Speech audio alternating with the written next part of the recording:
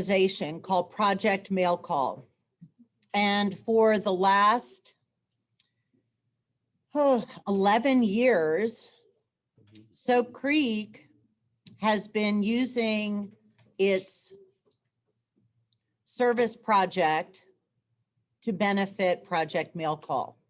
So many of you have learned a little bit about World War II and what things were going on the home front, and learning about some of the rationing that was done, and learning about some of the sacrifices that were made by Americans in order to support our heroes that were serving in World War II. Today, we're going to hear a presentation from Mr. and Mrs. Edel about Project Mail Call, which is a home front opportunity for all of us to help stock the shelves so that we can put packing boxes and send it to our heroes overseas. So without further ado, thank you so much for joining us, Mr. and Mrs. Edel, and I will turn it over to you. Thank you for coming. Thank you for the Thank invitation. you for the opportunity.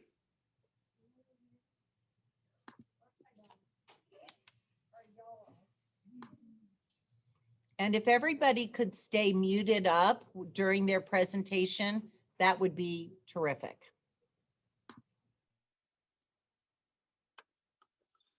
Here we go.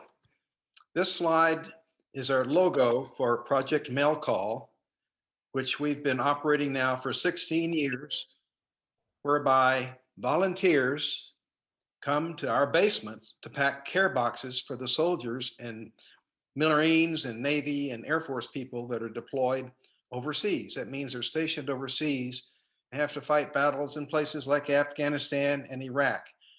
So for 16 years, we've been mailing these boxes to the soldiers and the military people. And as Christiane mentioned, this is the 11th year that you have supported us, because one thing we need is a lot of merchandise to send to these military people in boxes overseas. Now, we understand that you've been studying World War II, and the focus for today is home front. Before we start about talking about Project Mail Call and what's really this different about Project Mail Call, what's the same is that we are an example of home front civilians helping the military people overseas, just like they did in World War II. And as you know, at the same time, we were fighting battles in Europe and in the Pacific. And here's an example. Here's General Eisenhower, who's addressing paratroopers who are ready to be flown over from England to Normandy to take opportunities to fight in Operation Overlord. And you can tell paratroopers, in this case, the patches on their shoulder is the Screaming Eagles. That means they're the 101st Airborne. And you can see there's a whole mix of different people there that are all going to be fighting together. And this picture, and just about time they're going to be taking off in gliders and in parachutes to be dropped over the enemy lines. So these are the kind of sacrifices our men are going to be taking, because not many of these men are going to be coming back. Now, I think you've seen this poster before. It's the most famous poster of World War II. During the war, because we were fighting very, very large battles all at the same time on both parts of the world, we only had so much merchandise and so many people to be able to fight this war. So not only did we have to have a lot of soldiers and military people, we had to have a lot of civilians to help them out. For example, on the left, I think you may recognize this lady, because I understand that Christiane Wyckoff wore that same bandana earlier this year. Because we had so many soldiers and people overseas and so many men had to leave their factories, we really need a lot more people. Well, so a lot of the women came in and filled those vacant spots that were left by the men. And you can see she's got her sleeve rolled up there, ready to work and ready to fight. On the right-hand side, I know you've heard about Rosie the Riveter. A riveter is someone that puts rivets into airplanes and ships, and even sometimes tanks and airplanes.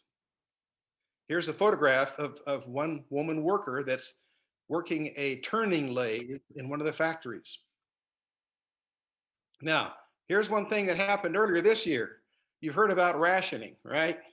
You probably were taught a lot about rationing, and we saw an example of this year. When COVID first started, everybody wanted toilet paper. They were worried that they're not going to have enough toilet paper. So what happened?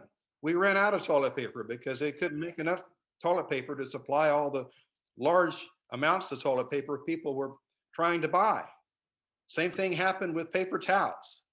So this is what happens when you do not have rationing. You run out of things. And here's a poster from World War II. You can see this is a good example of what rationing can do. At the top, there's two ladies that are in a barber shop, a butcher shop. And on the left-hand side, the lady got there first, and she bought what she thought she needed for a long time. And the only thing that was left for the lady on the right was one pork chop. Now, on the bottom, when they had rationing, then everybody gets the same amount. Everybody goes in, and they are allowed a certain amount of meat, for example, for a certain amount of time. What did we ration? Well, food. The first thing that had to be rationed was sugar, and later on, other food. And consumer goods like bicycles and typewriters and vacuum cleaners and all that. Things that had metal in them, because we needed all the metal and steel to make airplanes and ships and tanks and things like that. We needed to ration shoes, because shoes are made partially at that time with a lot of rubber. And what happened, that Japan, right at the beginning of the war, invaded the Southeast Asia area where all the rubber plantations were, and we couldn't get rubber. So we had to ration rubber right away. The other thing was silk and nylon, because that's what parachutes were made out of. Then we had tires and gasoline and automobiles, medicines like penicillin, for example. Now here's an example of a ration book, one page of a ration book with all the stamps that were in the ration book. And at the time, you would need, one stamp would maybe give you 4 gallons of gasoline. You were given this ration book maybe every 4 months or so, or 5 months. I don't remember how many months, but you only had so many stamps that you could use. Each person in the family got a stamp book, a ration book. Now, one reason that gasoline was being rationed was not so much because we needed more gasoline, but because we wanted to reduce the amount of distance that the cars were traveling. Because what was really a problem, we know, was the tires, and they were made out of rubber. So they reduced the speed limit from 65 miles an hour to 35 miles an hour, not just to conserve gas, but also to reduce the wear and tear on the tires. Now I scanned the front page of my ration book. Even though I was only 3 years old at the time in 1903, I was issued a ration book. And it's kind of funny for me, because I see at age 3, I was 3 feet tall. Anyway, that's the front page of my third ration book that I had in World War II. And inside the ration book were all different kind of stamps. Now, it didn't mean just because it had a picture of a tank on it that I'm going to go buy a tank. That's just something they used to remind people of why we had ration books. So I scanned these pictures of the ration book to show that there were tanks and artillery and aircraft carriers and airplanes. And those things were buying and helping us buy more machine guns and tanks, airplanes, and ships like this battleship. Here is a poster showing who you might call Aunt Samantha, pleading for Americans to conserve food so enough food could be sent abroad to our military and allies. Because after all, it is they that are making big sacrifices. Posters reminded us that food is like a weapon, so don't waste it. Mary and I were told this when we were growing up, and it's a good thing to do today, too. Due to gasoline and tire rationing, transportation of fresh foods was limited. So Americans were also encouraged to grow their own vegetable gardens called victory gardens and to learn how to can that food. They were even encouraged to save bones for making glue and fertilizer, and also to save all cans to have enough metal for weapons. Now, another thing to remember is, you may not remember this, but right now, of course, our toothpaste comes in plastic tubes. Back then, they didn't have plastic, and so toothpaste came in tins. In other words, metal or little steel containers like a tube. And so we needed steel so bad that we needed to use the tin from the empty toothpastes. And so stores would require you to bring in an empty tin of toothpaste so you could get a new tube of toothpaste. Another thing that was very important at the time was buying war bonds. And bonds are things that you buy and give the government money, and then later on, several years later, you get a little bit more money back for those bonds. And it was very, very important for people to buy bonds. And they were able to sell several $100 million of bonds to help the war effort. And this is the front page of one of my savings bonds that we bought during World War II. And the book was filled with spaces to put stamps on. And it was always a lot of fun because you would go to the school with your dimes, with your 10 cents, and you would buy some of these stamps to put in the stamp book. So that was like our first stamp book that I ever had. Now, there's a question for you. Back in World War II, how did we communicate with our military? How did we tell them how much we care about what they're doing and support them? And the mother and father or brother and sister, when they wanted to just see how their son or daughter was doing halfway around the world and hadn't talked to them in many, many months, maybe years. Did they use a cell phone? I don't think so. We didn't have cell phones. In fact, even telephones were very hard to use because the military people didn't really have them overseas to be able to talk to us. We didn't really have TV yet, did we? So you could sit there in the living room couch and look at what was happening in the war. Also, we didn't have computers or the internet. So we couldn't communicate with them and tell them how much we cared for them and supported them and loved them. And even our dogs couldn't really use the internet to send messages back and forth. And the cats couldn't do it either. Feel bad about the cats. Now, what was the things that we could do? We could send packages overseas. So what they did, many times the families would take cakes and they'd make cookies and things that they knew that their sons and daughters loved to eat. And as a special treat, they would mail them. But there's only so many planes and so many ships, and it was difficult to really get too many packages over there. So the major reason that we were able to support them was sending letters. And so everyone was writing letters to the soldiers because they didn't take up much room, and it made such a big difference to the soldiers. So that's where the name came from for Project Mail Call, because when the soldiers received their letters, they were all gathered together, and they called that time mail call. That means it's a call for you to come and get your mail. So that's why we adopted the name Project Mail Call. So that's an overview of what happened in World War II. And I know you were taught this, so maybe this is a little refresher for you. And now I'd like to have Mary go ahead and tell you more about Project Mail Call and why it's very similar.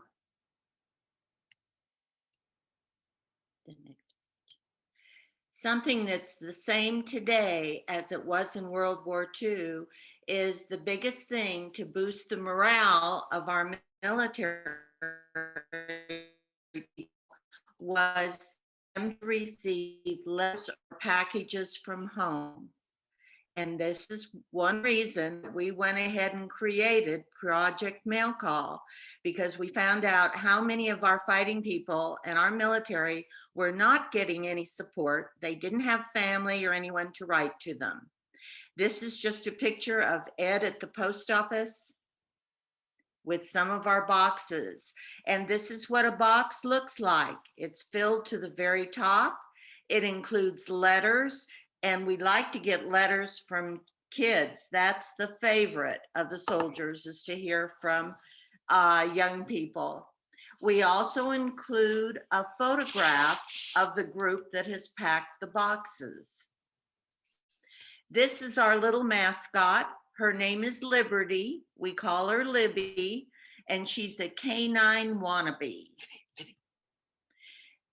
These are pictures of a couple of years past when Soap Creek has done their drive for us, and you can see these cafeteria tables are just loaded with lots of goodies to send overseas.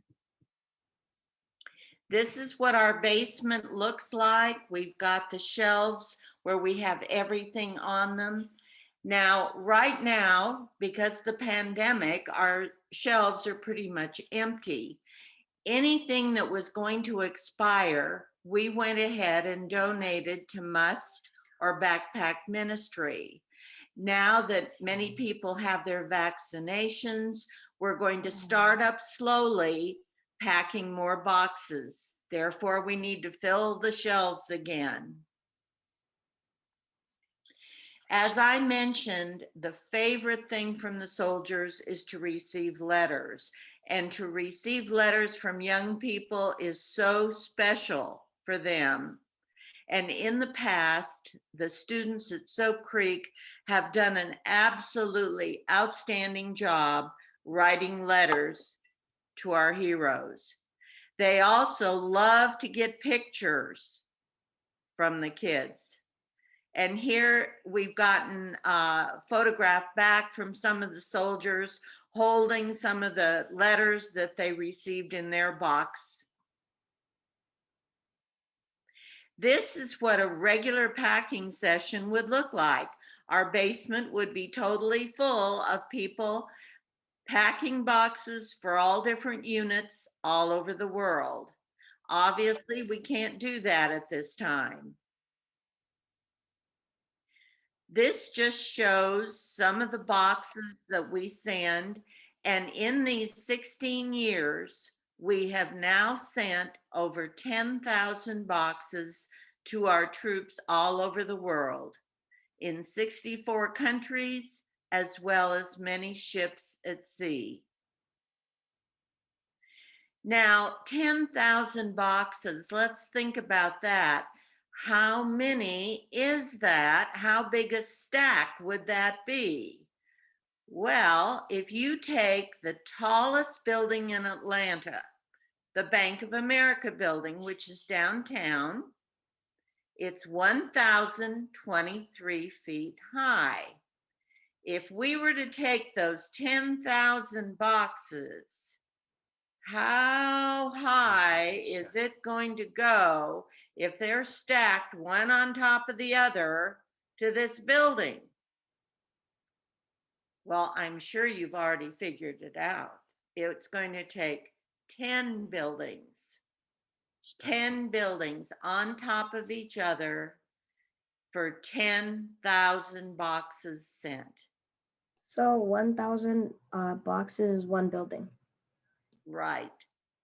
This is a picture from Afghanistan, and you can see that there are boxes over there. The guys are getting ready for mail call. This photograph of this soldier, it's one where she received a couple boxes for Christmas. And you can see she's holding the photograph of the people that packed the box, and she's displayed the many items that she received. As Ed mentioned, we send to all branches of the service. We send to, by the way, Army, any of them out marching are carrying packs of at least 50 pounds. And the Middle East, when it gets hot, it gets hotter than Atlanta. We also have a picture of some men in front of the guns. Tank. That was actually a tank and other guns. Also the Navy, ships at sea, aircraft carriers. This is an interesting picture. Oh, yes, this is a Navy gunner on one of the helicopters, and he's going to be landing on the carrier, the aircraft carrier Carl Vinson. And we received this photo back from them. This happens to be the aircraft carrier that put Osama bin Laden in a casket and put him into the ocean. So that's where that happened, was on this aircraft carrier. And then we also send to the Air Force. We see some of those big C-17s flying over Marietta. Marines. These are Marines. And we also send to the Coast Guard. And here's a picture he sent to us with his drone. We also send to many canine units. And in 2019, it was very special. We had a cat unit. We've never had a cat unit in 15 years. And the reason it was a cat unit is that this unit had rats. No matter where they're stationed, they appreciate the letters, they appreciate being thought of. Now, some of our troops are more fortunate and they live in areas like this. These are called CHUs. That's containerized housing units. And the reason these are special is that if you'll notice, they actually have air conditioning units. And if you're in the Middle East, that's a real plus. Other troops live in big tents like this. And actually, some of the tents do have air conditioning. Some of the tents are in the mountain areas of Afghanistan where it gets extremely cold in the winter. And the roads are usually blocked at that time, and so they're replenished by helicopter. So no matter where they're stationed, as I said, they appreciate being thought of and not forgotten. We pray the troops will return home safely, and so do they. That concludes our presentation. We can have some questions.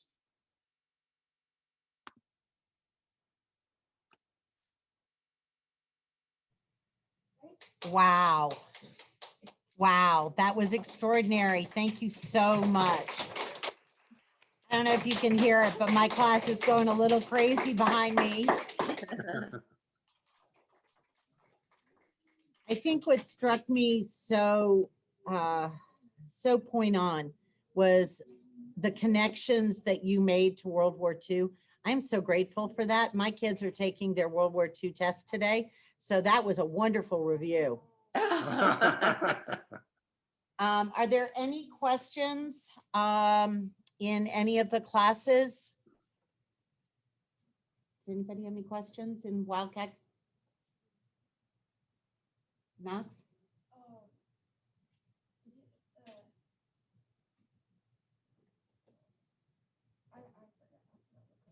I think we have a question, Ms. Wyckoff. Okay, great. So what's your question, Erickson? How do we send the letters? in the So, well, boxes? he was wondering, do they go by plane or ship when we send these boxes? How do they get to the military when they're stationed around the world? When they leave our house, we take them to the post office. They're then sent to the nearest military base in the United States. From that base, they are then flown over to the locations. I also should mention that every box we send, or most of the boxes, are priority mail boxes. So they go as fast as maybe even a week to get to Europe or different large bases. We have sent a box on a Saturday and the following Friday had an email thank you. That's kind of the oddity. Many of our troops are out on mission, and so they don't get their box till they come back.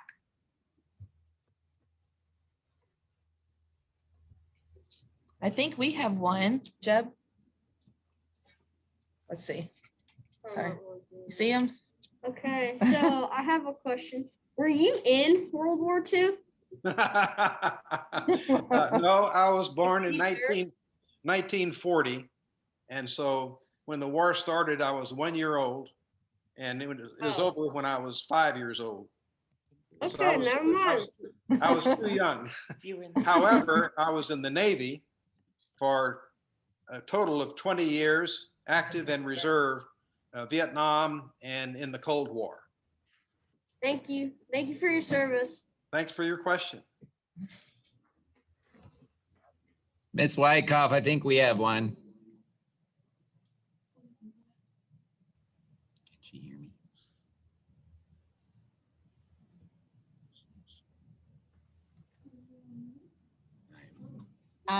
Mr. Tartaro, go ahead.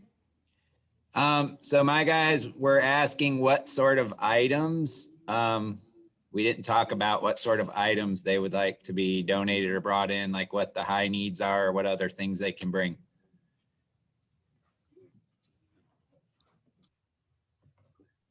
Well, there are quite a few things. During the summertime, they especially need the powdered drink mix that they can add to their water bottles. They also love anything that's easy for them to slip into their pocket or into their vest, such as tuna packets, chicken packets, anything that's good in protein, they can always use. They love nuts of any sort. Also, any kind of beef jerky or Slim Jims. And they enjoy chewing gum. We had one soldier that wrote back and said he drives a truck and he eats sunflower seeds because it keeps him awake. They also like any type of fruit rolls or gummy fruit. They like breakfast items such as oatmeal, the instant oatmeal, the individual. Just make sure that everything is in an individual packet. We also send hygiene items. We send them shampoo, we send them body lotion, and of course during the summer they need sunscreen. We send chapstick. Just about anything that you would need when you would go camping. I know you're going to be given a list of all the items that make a big difference for the soldiers. So you'll have a list of the things that are most important to them. And one thing they tell us is that the letters that you write are probably their favorite thing of all, because they really appreciate being remembered and knowing that we care for them. And you can imagine when you were going, maybe if you've been to camp or summer camp or something like that for the first time, and you were away from home for the first time, that sometimes it's not too easy. But the soldiers, some of these have not been overseas ever. This is the first time to be deployed in a combat situation. They're on the other side of the world and away from their family, and people are maybe shooting at them. So put yourself in their shoes and think about what they're going through. have a Mr. question. Tartaro, I think also there is a list that was sent out, and you could always attach it and send out to your students. It looks like this. It was a project mail call with a list of the most needed items here and here. Okay, thanks. You're welcome. Thank you for the question. Are there any other questions? Yes, we have one, Mrs. Wyckoff. This is Miss Weatherby. So, Go right ahead. Okay. Okay. so, did your passion come from like the fact that you were in the war?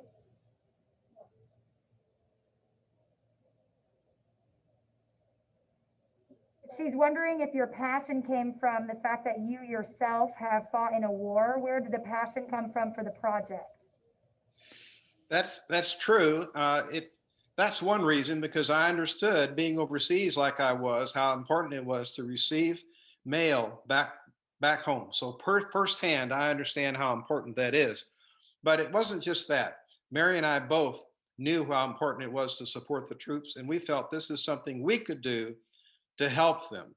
Mary's father did fight in World War II, and so she understands what it meant to receive boxes or letters. Amazing. Thank you so much. Mhm. Ms. Wyckoff, I have a few questions from kiddos that are remote. That'd be great. Thank you. Arab and Prosit were wondering, where are some of the places you've already sent packages to? Most of the countries have been Afghanistan and Iraq, but we've sent it to many, many different countries. Mary mentioned 64 different places where our military have been deployed and where they have to fight either pirates or terrorists or people that are really up to no good.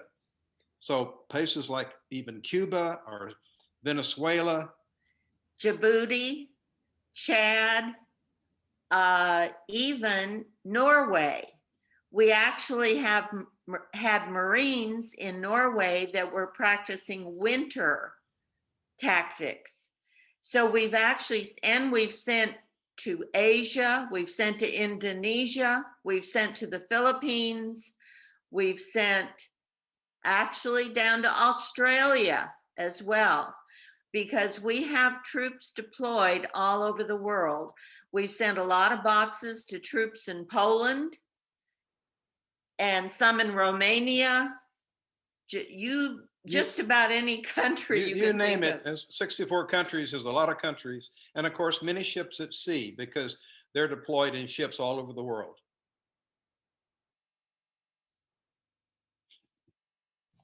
Thank you so much. We have one more question from Emerson. She said, did Mr. Edel have a friend or family that went to war? Well, I did. My father, and what's unusual, my father was born in Germany. He immigrated to the United States in 1926. He fought in World War II in the United States Navy. Now, he had a very thick accent, a German accent. So he fought in the Pacific. He had cousins in Germany still that were in the German army.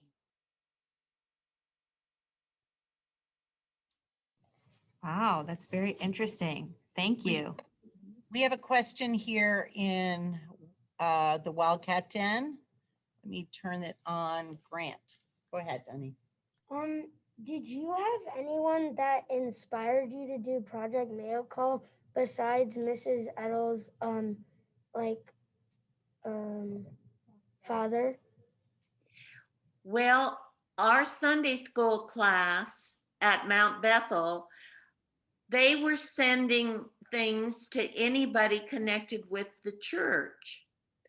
And we found a website called anysoldier.com. We started reading the letters from the soldiers and realized how many people weren't getting any mail or any help. And we thought, we could do that. And actually, I've been packing boxes probably since I was 7 years old. After World War II, Europe was pretty well demolished, and Germany was very much flattened. And as I mentioned, my father had cousins and relatives that lived in Germany. So after the war, they allowed us to pack boxes. They had to be a certain size, but you could pack boxes with staples for the people in Germany. So to the cousins, we sent flour and sugar and different items. So it just seems like I've always been packing boxes. Thank you. Thank you guys so much. If there aren't any questions, I think we will. Who has one? Knox, you have one? Okay, quick. And then we'll wrap it up. Is there any places that like you're not allowed to send boxes to? That's a very good question.